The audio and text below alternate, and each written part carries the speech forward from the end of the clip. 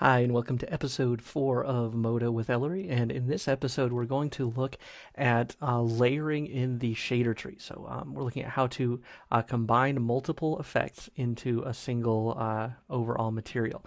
So I'm just starting off with this basic scene here. It's just a ground environment. It's actually a little rounded backdrop that has a kind of 50% gray material on it. We've got a ball in the center of our little object here that is set to white, and then the material that we'll be looking at will be on this exterior ball bolt pedestal combo thing. There are lots of sample scenes like this. This is just one that I created just kind of for fun for this one. So what we're going to do here is we're going to actually look at how we can combine multiple textures together. So let's start just by looking at creating a basic texture for this. So I'm going to start just by giving us kind of a painted look here. So let's go ahead and I'm going to apply a color, and let's see, I haven't done anything blue in a while, so let's go with blue. And something like that. Okay, so now we've got blue, and let's say I want to, let's make it a little bit less rough, and let's give it a little bit of clear coat, maybe 30% clear coat, so we get the idea of some sheen over the top. I think that works. Okay, so basic simple shader here. I also happen to have, just as a note, the rounded material turned on with 10 millimeters rounding, which is how we're getting this rounding here between the cylinder and the sphere, and so it matches up with the rounding that's on the sub D corners. So just a side note there. All right, so let's say that we take this shader, and then we want to be able to combine some other effects on top of it. All right, so there are a bunch of different ways that you can actually combine different shader layers inside of Modo. And probably the simplest one is going to be just to use kind of a material or a texture layer mask. So a mask directly on a texture layer. So in order to kind of see that in action, what I'm going to do here is I'm going to add another, let's go here to processing, and I'm going to throw in a constant. This is going to go to diffuse color. And right now it's coming in as black, and black's fine. We'll just leave it here at black. But let's say I wanted to blend between this black color and the color that's underneath. So whatever is attached to my material, in this case, it's going to be that blue. So what I'm going to do here is I'm going to start by adding just another layer on top. And I just want to do something in this first instance. I just want to do something a little bit random. So I'm going to go in here to my enhanced Modo textures, and I'm going to go to organic. Actually, no, let's go to noise, and I'm going to choose, let's go with lump this time. Yeah, I think I like that. That works pretty well. So this is a little bit soft, though. What I kind of want to see here are just kind of individual pieces of black and white. I don't really want any gradation in this case, just for what we're looking at here. So what I'm going to do is I'm going to go up to the texture layer here, and I'm going to take my gain, which is essentially my contrast, and I'm going to pull that up to high 90s, so maybe like 98%. Might even go to 99. Now you can see this is mostly black, which isn't what we want. So now we're going to adjust the bias, and right now it's biasing too much towards black. And you see if I go down in my percentage here, it's going to take us even more black. So if I go up, we'll start to see some more of the white pop through, and I think something like that is pretty much going to work with what I'm doing here.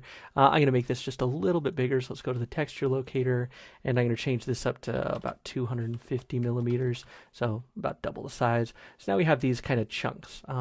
And then the last thing that I'll do here, let's go back to the texture layer, and I'm going to increase my gain even more. So the more I increase this gain, the less we're going to see any gradation between the black and the white. We're just going to get, almost direct black to white. If I go up to 100%, we will get no gradation, but sometimes that can give us a little bit of kind of a rough edge. I'll actually leave it at 100% just for right now, and then we'll experiment a little later on if we want to turn that down. All right, so now what I'm going to do is I'm actually going to use this layer as a layer mask for the constant. So once I've already got this set up, it's usually easiest to do it in something like the diffuse color or diffuse amount texture effect. That way you can see directly what's going on. But now in order to turn this into a mask for the constant layer, really all I have to do is drag and drop it onto the constant, and now it's going to be applied as a mask. So the white areas are going to be opaque, so we'll still see the black paint showing through, and then the black areas are going to be transparent, so we'll see what's laying underneath, which in this case is the blue paint that was on the basic material itself. So that's fine, and that works okay if you want to do kind of a multiple layered look where you want to mix two things. This is also nice if you want to do something like, I don't know, some camouflage or something like that. So let's say if I want to switch this out here, and I'm going to change this to kind of an olivey green. All right, and then underneath here, let's go ahead and hide that just for the moment. I'm going to add another texture layer, and this time I'm just going to use a regular old noise. And I'm going to take this noise, and just like on the other one, I'm going to increase the gain. So let's go with something like maybe 98%. So now we're seeing we've got these different splotches again.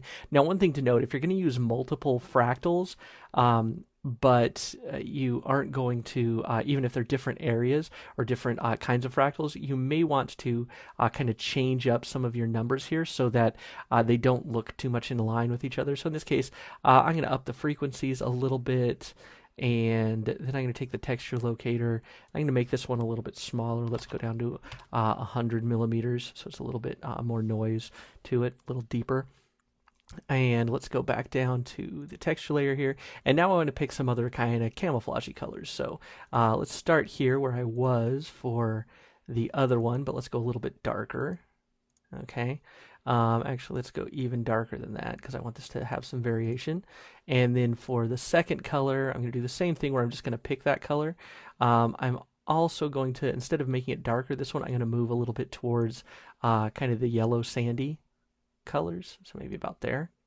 All right, so something like that. And now if I bring back, here, let's actually drag that underneath here, and if I bring back this constant layer, you'll see that now we'll have that shining through underneath the big solid blotchiness. So if you want to get even fancier here, let's take it, I'm going to duplicate the noise. So once again, we'll hide our constant here, and oops, let's go ahead and select this guy, and oops, doesn't want to let me use Command D, so I'll just right click and duplicate. And so now I have two noise values here, and this one I'm going to take and I'm just going to rotate it. Let's rotate it 180 degrees. So we're getting just different areas of texture. And then I'm going to take the scale and bring it down too. So maybe let's take it to 0.05, which is going to be 50 millimeters. Actually, that's probably a little bit too much. So let's go 0.075. Okay, so that's a little bit better. And now what I'm going to do is I'm going to open up this constant where you'll see I still have that lump texture. And I'm just going to take and drag it and drop it onto my noise 2. And now you see we get kind of a little bit more breakup of the fractal noise. And if I go in here to my noise, and let's go back to the texture layer, and I'm going to make this one, oops, not too dark, but a little bit darker. And this one, let's go a little bit lighter. Now you can see I've got several different layers going on in this texture. So this is kind of the most basic way that you can do layering textures with masks. It's just to apply a mask, which can be any texture layer, it can be an image map, it can be whatever you like, and just drag and dropping it onto an existing layer. As soon as it drops in there, you'll see that its name changes to layer mask because this is now masking the layer that it is inside. So it's pretty simple, and this is a pretty cut and dried way that you can do this. So that's one way that we can start off by doing something here. So I'm going to, for now, I'm going to drag this lump texture up out of here, and I'm going to hide my two noises, and I'm basically going to hide everything here. Let's hide the lump too. So now we're just back down to our basic blue paint. All right, so let's then look at how we can do something a little bit more complicated. So let's say I wanted to have some paint that is kind of worn away in some of the edges so that we have bare metal showing underneath. So how I'm going to do that is I'm going to start by using an occlusion texture. So let's go in here, and I'm going to go to processing and choose occlusion, and the occlusion map is going to drop in just at basic ambient occlusion first, but what I want to do is change that from uniform to, in this case, I'm going to use convexity and concavity, which is going to be the areas that are kind of tight, where it's a tighter angle, like in here, and also these areas up here, so these sharper corners. Now, in all actuality, if I was going to do something like this, I would probably want to have the metal showing up through the paint on the areas that are more exposed edges, and then in the areas where I've got creases, I'd probably want to do a different, even a third texture where I've got maybe a buildup of dirt and grime because there isn't any kind of contact, so there's nothing to brush that out of the way. But in this case, I'm just going to use convexity and concavity and just do 2 different layers, so one of metal, one of paint. All right, so the first thing I'm going to do is I'm going to adjust this to look pretty much the way I want it. So let's start here by increasing the occlusion distance, and that's going to make these areas bigger. Okay, so we get a little thicker lines because I want to see a little bit more of my actual metal showing through underneath the paint. So maybe we'll go up to about 700. Yeah, I think that's good. Now we are getting a little bit of a kind of a lot of blend here. So kind of just like with the other textures here, if I don't want to see this kind of soft fall off, I can take and increase the gain, and then we're going to be left with more kind of banded, striated look. So if I go to 100%, we're going to get pretty much nice and hard there. And I think that's now a little bit too big, so let's back it off, go down to 500. All right, so now we've got these kind of nice areas. And the next thing that I want to do is I want to add a little bit of variation so that these aren't just completely smooth chunks of, of metal showing up. So let's take the variance and I'm going to turn it up. Let's start just by turning it all the way up to 100% here. And you can see that right off we're going to get just not much of a difference because our variance scale is set to 1 meter, which is pretty big. That's like the size of this sphere. So let's take it down to maybe 100 millimeters here first. And that's still a bit high, so I'm going to drag that down even more. And what we'll start to see is you'll get a little bit more kind of up and down of this variation here. And it's still pretty subtle. So let's I'm going to take my variation, drive it up over 100%. There we go. So over 100% there, we're getting a little too much. So but at least now we are definitely seeing it. And what we're actually seeing here is kind of cool because we're getting these patches of areas where we are left with white, which is going to just be our paint texture. So that's kind of cool. Yeah, and I think that's going to work. So let's go something like that. I'm going to drive my bias a little bit down so I get a little bit more white and a little bit less of the black. So maybe something like that. I'm going to turn my gain up even more. And actually I take it back and put my bias back up after I did that. There we go. So all of this is, there's a lot of seesawing that goes on here as you're making decisions like this. All right, so now I've got this this new kind of texture here that we're going to use as a mask. But instead of just masking a particular texture layer, I'm going to mask an entire material. All right, so let's start by hiding this here. And I'm going to go down here and I'm going to add a new material. So this is going to be on top of everything else, that's in that previous material. So right now it's going to dump in with just the basic kind of plastic. So I'm gonna kill the diffuse. Let's give ourselves maybe 80% Fresnel and reflection, or excuse me, roughness. I don't want it to be too rough, so maybe we'll go down to 15%. So that looks pretty good. And I do want to turn on my rounded edges the same way, except I'm going to do a smaller rounded edge width so that should you happen to see these edges, they're not going to look as if they have paint built up on top of them. So paint is going to tend to give you more rounded edges because there's paint there that's smoothing the edge out. So let's go down to maybe 5 millimeters, which is kind of hinting at the fact that we have paint that's maybe about 5 millimeters thick. So I don't know if that's going to be accurate or not, but obviously you can always go through and adjust these. And then I also am going to check on same surface only, so it doesn't round between this material and another one. So we were starting to get a little rounding into the ground, which is not what we wanted. All right, so that gives us kind of a nice basic look here, and we'll get more complex with this in a moment. This is just kind of a super simple brushed chrome kind of look. And so now what I'm going to do is I'm going to take my occlusion, I'm going to make it visible, and I'm just going to drag it onto this material. So now instead of getting just showing through with our different paint colors, now we're actually seeing paint show through. We got a problem, and that's that it's inverted. So all we have to do is go back into the occlusion texture that's here inside the material and click invert. And now we're going to get the blue paint here with the metal showing through. All right, and I think that works pretty well. The only thing that seems to be missing here on this kind of basic version is the fact that we don't have any bump going on. So what I'm going to do is, actually, this is kind of an odd thing here that you have to duplicate this layer, which is what I'm going to have to do. I have to move it out of the actual the mask mode, so I have to move it out of the material. And now I'm going to create just an instance of this. So let's go down here and create instance.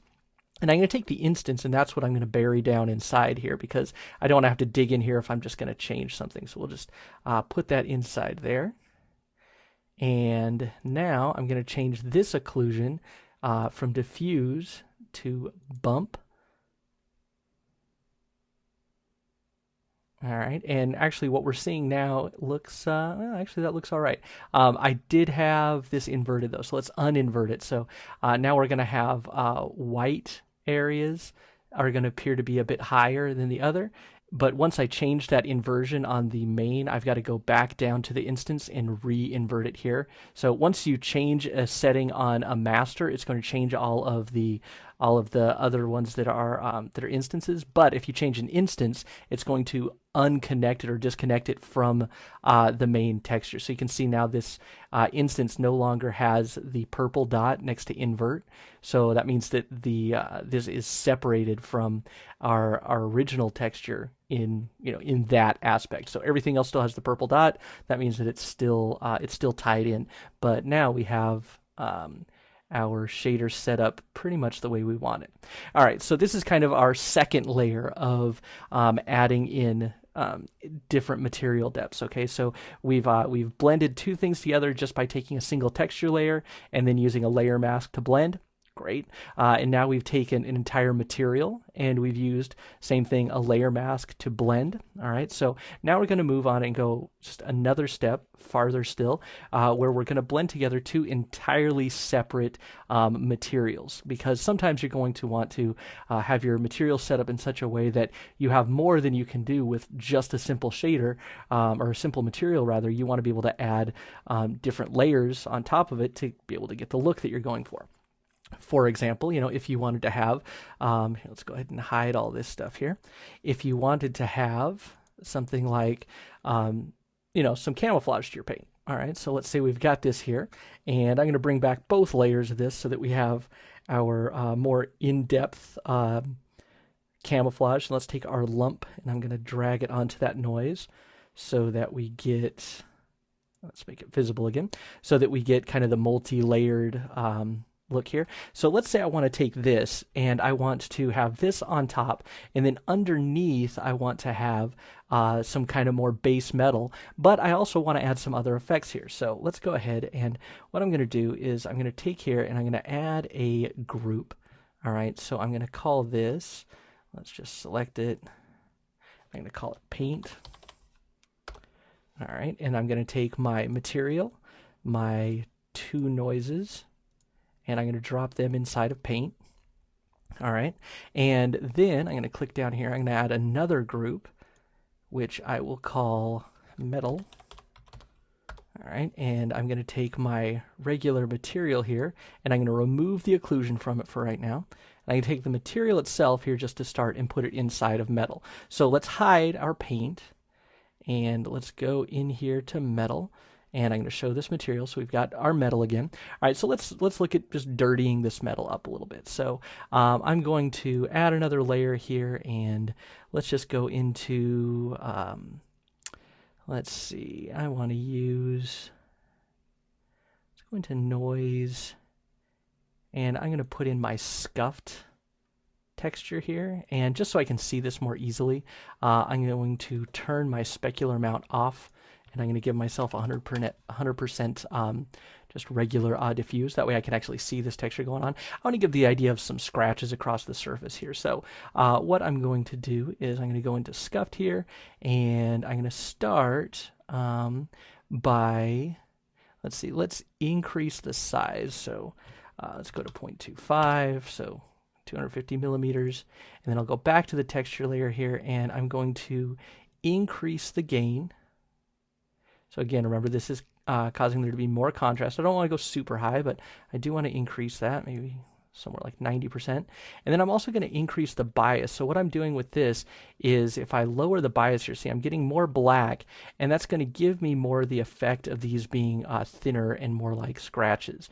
All right, so let's lower that down even more.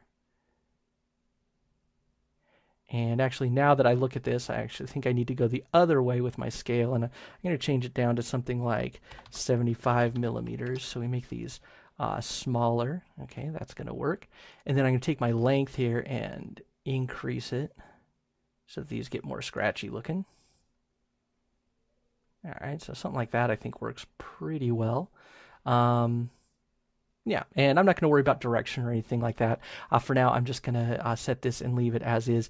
And what I'm going to do now is I'm going to change this to my roughness values. So where we have black, it's going to be not rough at all. And where we have white, it is going to be rough. Sorry, here, before I do that, I'm actually going to take my coverage down just a little bit. So I get a little bit more space between these.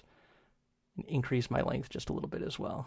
Oops, we're already at the top. There we go. So that's good. So as I set this to roughness, let's go down here and put it on roughness. We're going to see 100% rough here and 0% rough, in the black areas. That's probably going to be too much, but here, we'll go ahead and adjust this. So first thing I'm going to do is go back to my my regular shader. So I'm going to set diffuse to 0, specular to 80. All right, and now you can see that we got the look of these kind of scratches in here. Now, right now, it looks way too kind of crystally smooth, and then it's just got these scratches in it, which isn't what I want. So what I'm going to do is I'm just going to go up to scuffed here, and my background value, let's just increase. So that's going to add a little bit of general noise and a little bit of roughness to the overall material. And I think that's too much. Maybe I'll take it down to like 10, and I don't want to go all the way up to 100. I'm going to go maybe up to 50. So this isn't going to be a really heavy effect, but I just want the appearance of some fine scratches. I think that's going to work. So now what I'm going to do is I'm going to add another layer here, and I'm going to use gab or noise that I'm also going to set to roughness. And at first it's just going to overtake everything, which is okay because we're gonna fix that here in a moment. And this one I want to make much bigger. So let's make this, give it a scale of 1 meter. And let's see. No, actually, I changed my mind. I don't want to use the gab or noise. It's a little too striated and stretched out. So let's go ahead and change the type on this to, since we're not being super original on these texture layers here, let's go ahead and just use noise again. So I'm just going to set that to noise. Okay, and that's going to work, I think, except now I'm going to drive it down again to 250 millimeters, and then we've got to check our actual values. So right now we're going from 0 to 100%. I don't want to have that much variation. What I want to do is go maybe from 2% roughness to, let's take value 2 to maybe 30% roughness. All right, so now we should just get a little bit of variation here across the surface. So it's not going to be a super big deal, but I think it's going to help a lot. All right, and then I'm going to also take this and I'm going to create an instance, and I want to use this roughness also to drive some little bit darker tones here. So let's change this from roughness to specular color. All right, and see now we're getting a little bit more kind of depth out of that, and I think that's going to work a lot better. And then the last thing that I'm going to do is I've got this roughness here, and what I'm going to do is I'm going to move scuffed up above it, and I'm going to change the blend mode to add. All right, so now we should just get more scruffy on those little scratches. And I could also add some bump in there, but I'm not going to do that at the moment. I'm just going to leave that as is. Okay, so there we go. So now we've got our underlying metal, all right? And let's bring our paint back on here. And what I'm going to do is I'm going to start just by grabbing this occlusion texture that we've got here. And actually, rather, I take it back. I'm going to grab the instance of the occlusion texture that's down here. And what I'm going to do is I'm going to change this value, and I'm going to go under shader control, and change that to group mask. And now if I drag this into the paint layer, you'll see that it's going to mask the paint layer. Now, right now it's inverted because now we've got the paint on top and not the metal on top. So since I switched things around, I've got to take that into account here. So let's take and uninvert that. All right, and also, you know what I'm going to do is I'm going to change this from concavity and convexity to just convexity, but I'm going to do that on the main one here. I'm not going to do it on the instance. So let's just change it to convexity.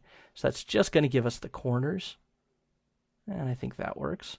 And then what I'm going to do is I'm going to take this and I'm going to pull it all the way to the top, and I'm going to use this as a bump map on top of everything.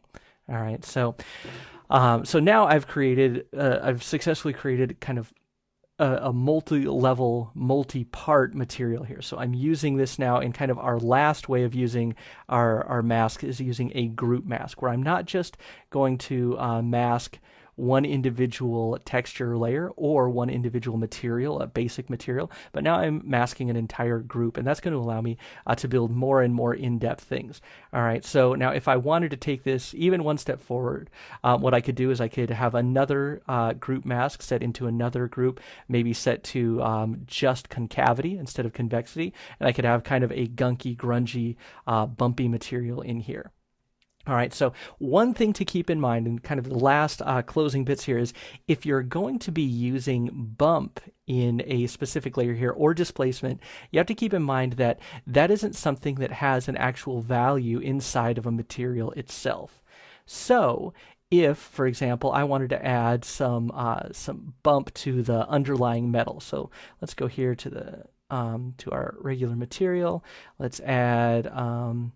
Let's just do, I'll do one more noise, except I'll make it pretty small, like 50 millimeters, and I'm going to change this to bump.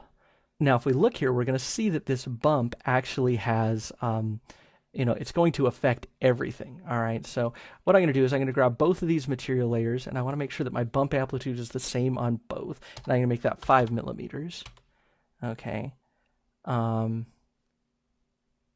And if we let this resolve for a second, what we'll see is that, and it might take it a minute here, but what we're going to see is that the bump is going to affect both of these layers, even though this top layer doesn't have any bump in it. And that's because we don't have anything inside of this material group, this paint group, to override the bump. All right, and if we don't have anything here to override it, it's just going to go with what's underneath. So what you have to do, there are two ways around that. One is to just create a separate bump just for this layer, but if you don't want any bump on it, if you want it to be nice and smooth, all you really have to do is add a process, which is add in a constant, which I will change to bump, and now I have 0 bump because it's set to a value of 100, or you could set it to 0, it doesn't really matter. It's just a constant color, so I have no bump on my paint, and I do have the bump on the underlying. And then actually the reason that didn't show up too quickly there is, here, let me hide this first so you can actually see the effect. So here we can see there is with the bump applied and no constant layer, so we're getting bump across both materials. All right, and then here is, if we add on the constant, we start to see that go away.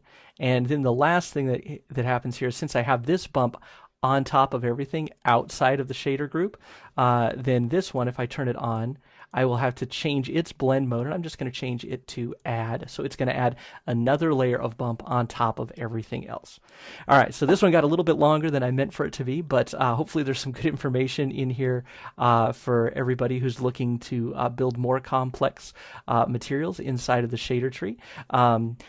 Give me some comments and some feedback inside the comments here on the video. If you would like to see some more things like this, we're looking more at the shader tree. Let me know if you'd like to see something like a more in-depth explanation and look at blend modes, or maybe a couple of multi-part series on creating a more in-depth texture than this, where we kind of use this, all of the vocabulary we've built here as a basis, and then creating a more complex texture out of it. Let me know in the comments if you'd like to see some stuff like that. If you enjoyed this training and would like to support the creation of more, please visit my Patreon account, which is linked in the video description. Or if you don't like to go through something like Patreon, if you just like to get all of the downloadable content, which is the scene files for this on an a la carte basis, you can go and check out the individual videos on Gumroad, and I'll put a link to that in the video description as well. That does it for this one. Thanks for joining me for Modo with Ellery, and I'll see you next time.